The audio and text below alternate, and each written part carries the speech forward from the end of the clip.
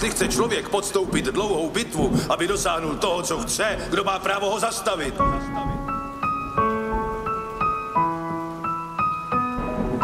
Máte právo naslouchat srdci a nikdo vám nesmí bránit ve svatým právu bejt kým chcete a dělat, co chcete.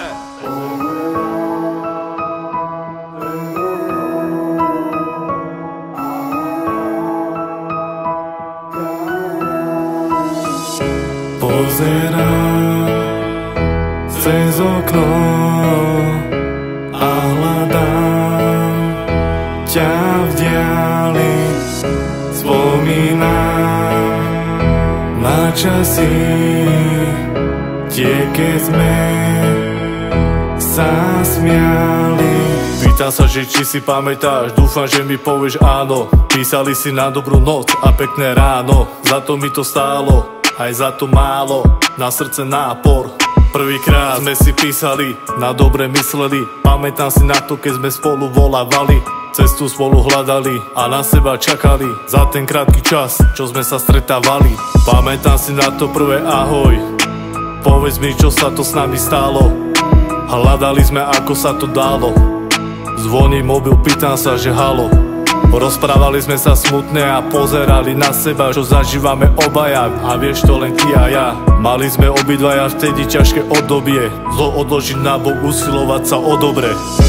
Pozerám cez okno a hľadám ťa v diaľi, spomínam na časy, tie, keď sme sa smiali.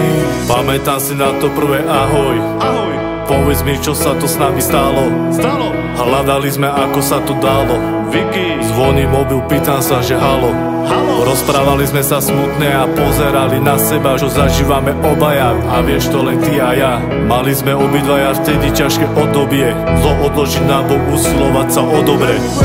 Pozerám cez okno a hľadám ťa v diaľi, spomínam na časy, tie, keď sme sa smiali.